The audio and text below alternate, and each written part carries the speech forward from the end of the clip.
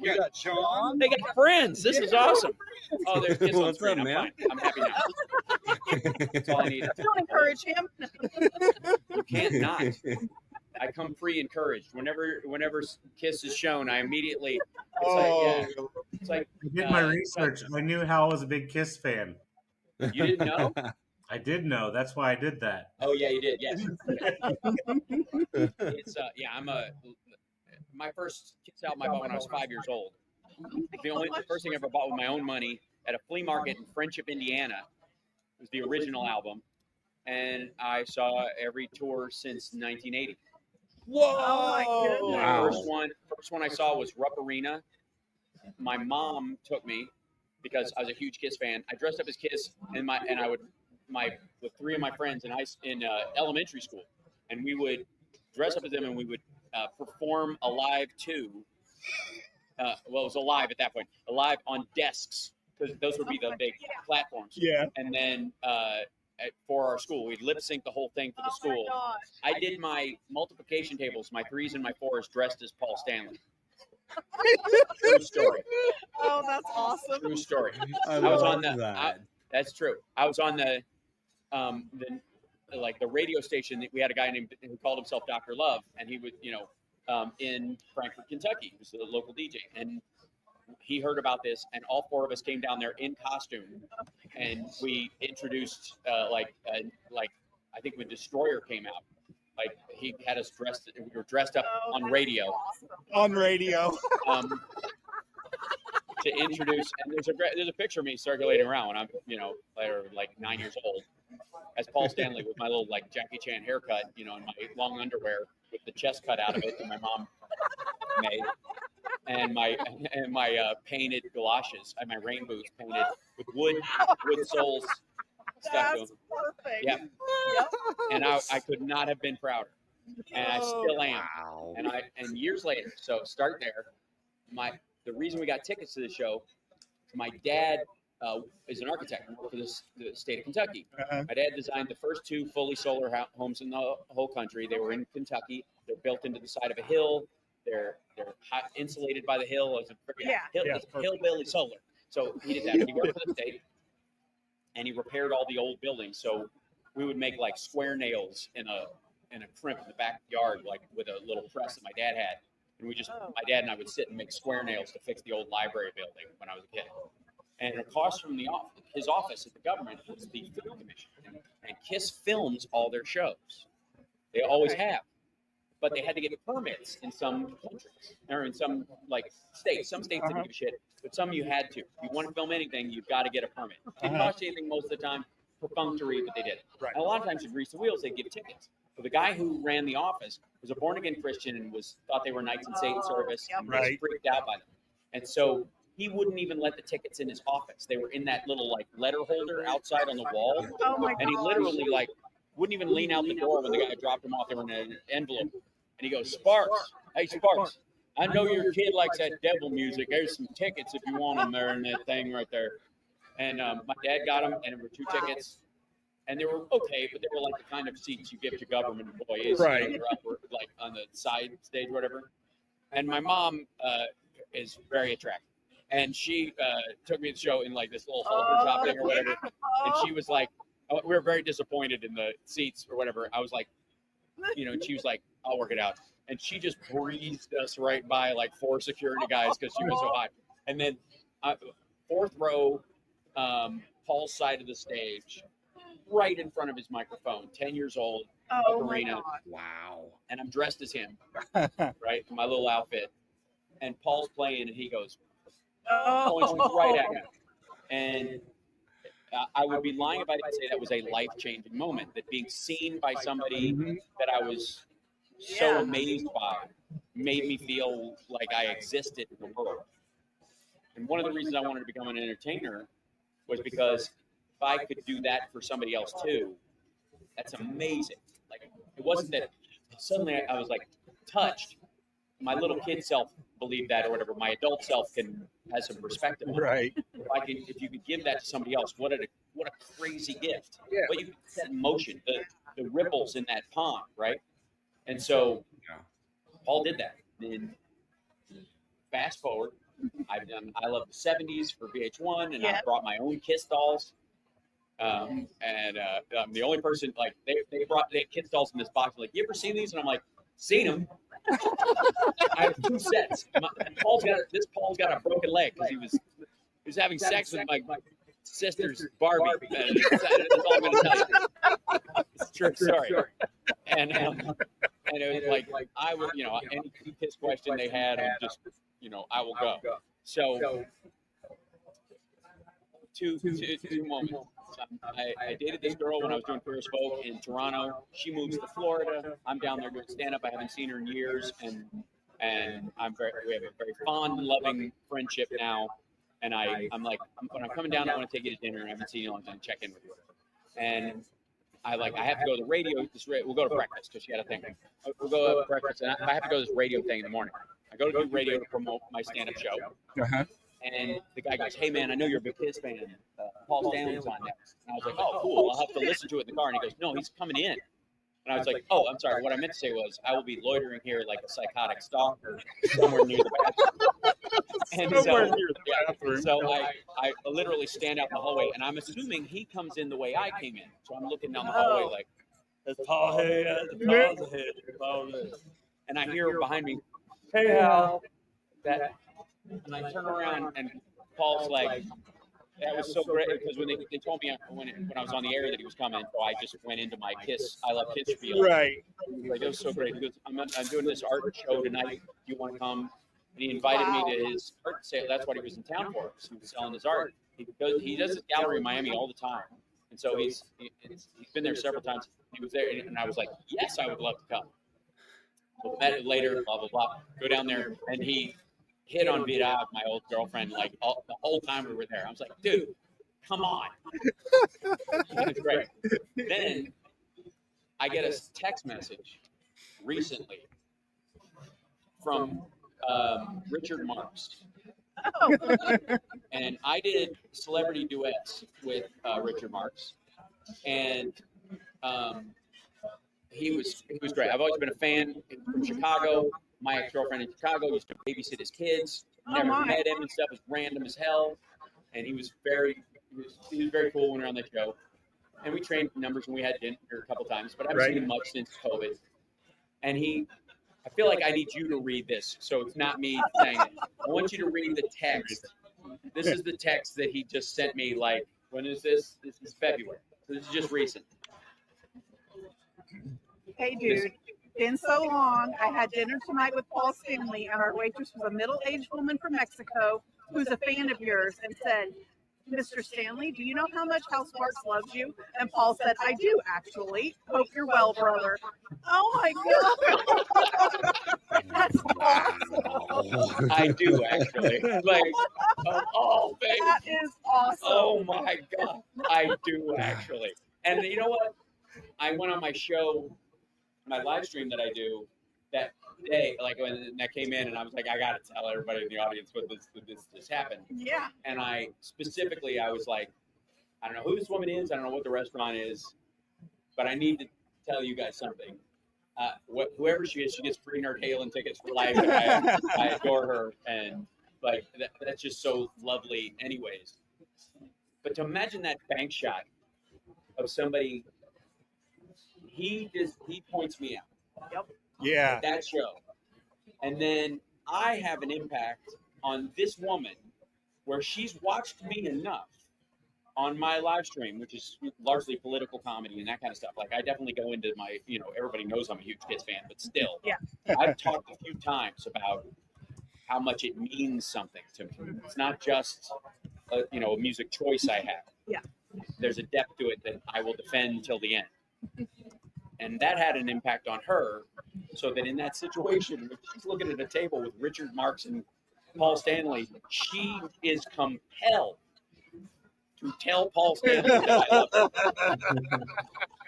And his response is, I do, actually. I got to tell you, like, it's mind-boggling. That is so epic That, as yeah. a human being. Full circle. 10-year-old Full Kentucky boy, making my way to Chicago, all the way to, like, this whole, it's incredible. It was like and that's one of the best things about liking the kind of music I like, because there's such a family in the rock and metal world that doesn't exist elsewhere. Yeah, you're right. Really doesn't. Like, I have a lot of friends who play a lot of different kind of music. They don't have nearly as much fun as we do. Absolutely. Yeah. As a matter of fact, we caught your show last night. Holy crap! I didn't know you were gonna come out like that.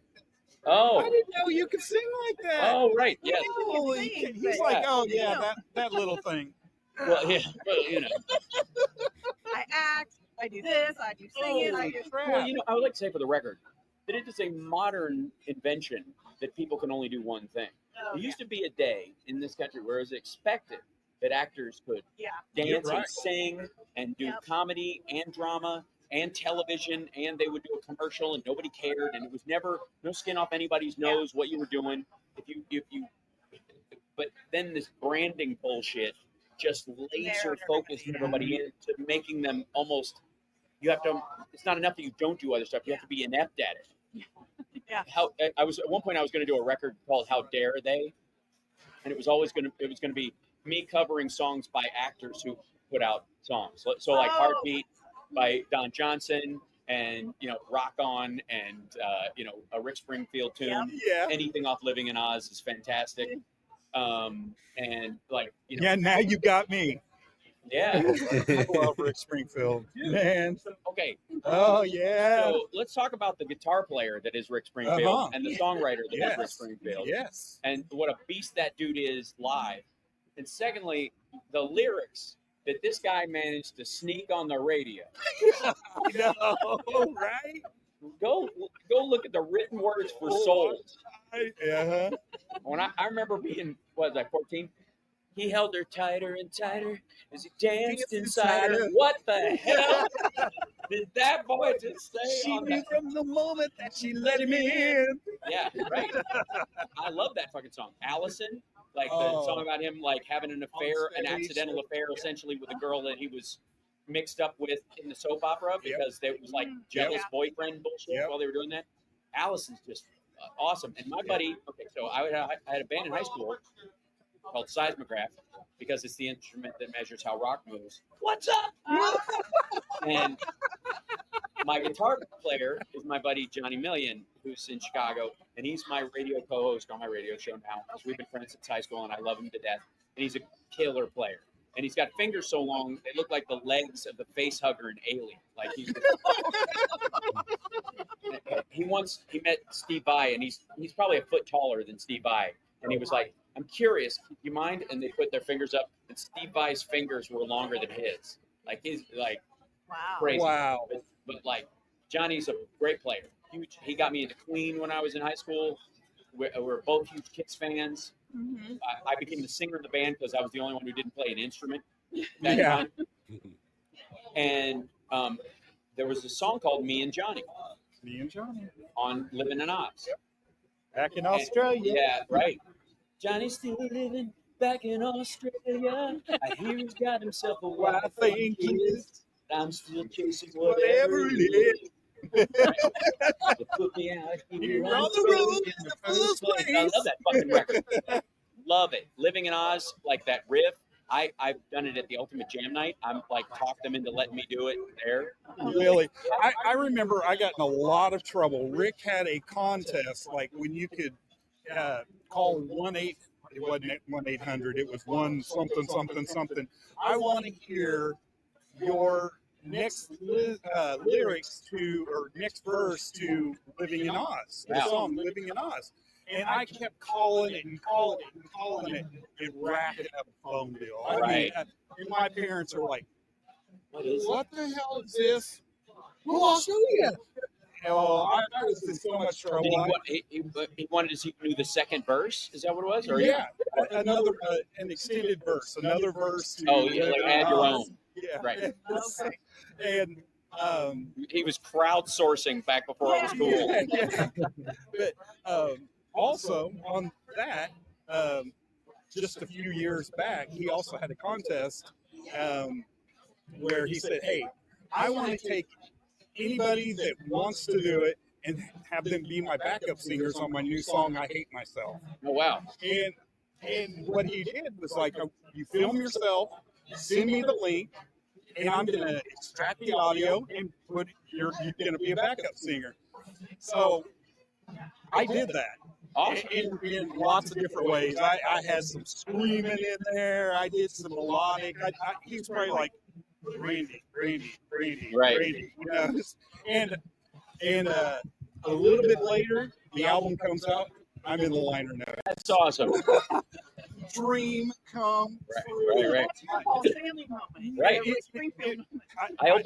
I opened for Rick doing stand up a couple of times, Oh, wow. and the irony is it was during Talk Soup, and he autographed something like "To Hal, love you, not in a gay way, Rick Springfield," and then I ended up doing Queer as Folk, and I'm straight, but You might wouldn't have bought me. Come but on. it was like it became like ironically, I'm like. Yeah. I was like, oh yeah, I'll put this one away for a little while so the rest of the cast doesn't get weirded out. 'Cause I had it hanging on my wall. Oh, So yeah, that was in Canada, and interestingly enough, like when we moved up there to do that show, I didn't know I was moving to Canada oh, when I got the show. yeah. They didn't tell us it was filming out of the country. I guess they didn't want you to go, fuck that, move on. They needed you. So that when I moved up there, I was like, I don't drink, I don't smoke, I don't do drugs. I'm not going to party with the rest of the cast if they're going to dance clubs and stuff. It ain't my scene. Right. But Triumph, fucking Oh. Nickelback, Hell Theory of yeah. the Dead Man, Yeah. you know, all these rock bands. I was like, I'm going to start seeing some live music up here. There was a decent Yeah. like new rock scene up there as well, and like they and Todd Kearns, of course, is a beast up there, and he's incredible. And so I had a fan go, if you like, I fell in love with Static and Stereo, which is his band with his brother, and one of my fans was like, oh, if you like that, you're gonna love Age of Electric, which was his whole back catalog. And I started seeing live shows, Danko Jones, Nickelback, Theory of a Dead Man, Default, all these bands, SR-71, just going to live music all the time up there. And then they became friends too. Like Nice. Danko Jones is such a goddamn sweetheart and such a talented dude. Yeah. And it just does it. Just does Yep. it. Just makes it, you know, so get a Danko Jones record, whoever you are. Everybody out there. And a King's X record. Nerd Halen. Yeah. How did that come about? Okay, so Caleb Rappaport is Nerd Halen. He's our guitar player. And he came up with this a long time ago because he is a nerd for Van Halen. Like he's Okay. one of these EVH nerds who's just like, you know, no, but it was actually the second amp that he did the wiring with the top. Like that's all these dudes. You've seen them. They're like Yeah. all these. Yeah, They're yes. tons of podcasts. He's in that circle, and in that circle, you know, he's a player. He woodshedded his whole life to get that style and learn how to do it. And he came up with this idea, and he pitched it to Taylor Hawkins while he was driving an Uber. Caleb was driving the Uber. In case Oh, anybody was and Taylor was like, "I'm already in a band, obviously."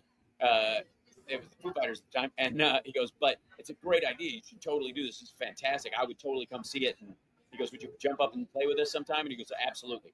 Like again, sad moment that it never happened, but really the support he needed at that time. Yeah. And then he was looking for a singer, and he played with us at the Jam, at the Ultimate Jam, and the Whiskey. And I would, before I hosted, I would do songs every so often. Usually it was Pauly Z giving me the songs nobody wanted to learn, the highest notes and the most words. And I'm like, I give a shit. Let's do this. Pimp me. I'll give it. Yeah. Do your worst. So he came to the show and we were doing Rocky Horror for Halloween, Uh-huh. and I was playing Brad because of course Pauly passed himself as Mm-hmm. Frankenfurter because that's Yeah. a good song. Anyway, so I'm doing Brad and I'm wearing glasses and I'm in a tie, and he's like, "Oh my God, wait a second.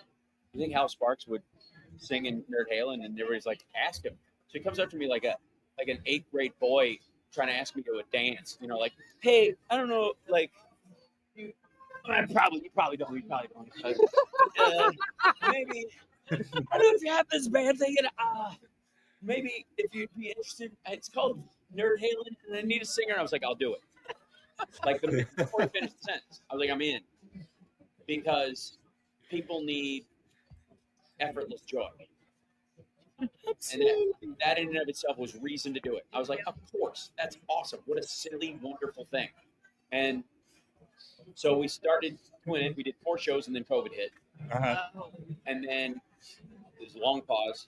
And then it was going to be like a hobby-ish fun thing or whatever. And then it turned into a beast. Like, it became a thing. And we started getting booked. And, like, super Van Halen fans were like, "You play my wedding?" That kind of stuff, right? Yeah. And then it was like, but you got to play Dreams, and and I was like, okay, let's do this. And then I was like, if we're really Nerd Halen, we got to be the only band that does all 3 singers. Mm-hmm. So we added Without You to the set, and that's what it means to us. We're celebrating Eddie's work in all of its iterations, and we're not mocking the music. We're having a good time while playing music that people love to hear. And my rule was, we talked about this in the very beginning, I was like, we can be as silly and funny as we want, as long as it sounds like a record. As long as the fans go, that's what I came here to hear. Yeah. As long as the fans, I will not disrespect fans. So, like, we got to nail this. Yeah. We had Why Can't This Be Love? It was so funny because that got a request from a wedding we did, whatever. And Caleb was like, absolutely not. I will not play. Like all the the super Van Halen fans who just hate the keyboard era stuff, and they're just but like toddler, he just the week before, and then he gets this call literally 3 days later. Would you play this like wedding party? And we need you to play When It's Love, or How Do I Know When It's Love? He goes like, will you play it? And he was like, how much money? Oh God, okay, yeah. And he calls back, we have to learn How Do I Know When It's Love? Like, So not yeah, so. right. And I'm like, and then we played it, and it's a crowd pleaser. Everybody loves it, and I was like, now you realize why Eddie started adding keyboard stuff, because that's really hard on your hands, and you will wear your arm out, and you need to give yourself a fucking break. It's the same reason Jeff Tate's like second to last album with Queensryche was basically baritone, because they're hoping a couple of those songs are hits, and the fans like them, so you can work them into the set to give them a break. Yeah. That's what the keyboard stuff was about. Like, Jesus, if I'm curling my arm all day, every day like this for the rest of my life, it's going to go. At some point, it's going to go. I got to start doing something where I'm stretching. It's like, well, how about that? And it works. And now, like, Caleb gets that because that'll cramp you up. So it was sweet. It was like, and my rule is like, it's got to be for the people who miss that music, being able to see it. Mm. Then we had Nuno Badcourt jump up on stage with us and do Hot for Teacher, and like we've had Jeff Scott Soto sing with us and stuff, and like it's just great. I love the hard rock metal community so much because it's just a family in spite of itself. There's none of that like ridiculous macho R&B dick wagging that goes around. It's where everybody's like, it's like diva arm wrestling emotionally all the time. I agree. So yeah, so those are the long shot. My job is done here. I must move along. I'm being pulled away because I'm far too interesting to sit in one place for very long. Thanks for having me, though. I appreciate it. I didn't even get to find out where the name of the show came from. Well, 80s. Yeah, it started as Bleach Bang. All right, sure. Okay, sure. Everybody had bangs. So it's all about Eric Brittingham. Okay, I'm bored. Yep. All right, it's a celebration of the art of Eric Brittingham. I'm with you. A little Mike Tramp, but mainly Eric Brittingham. Okay. Yep, you got it. I'm nailed 100% in. Love it. Bye, people in the fish tank. Later, man. Thank you. Thank you. My pleasure. I'll see you guys in full force. Yeah. See you again. Bye.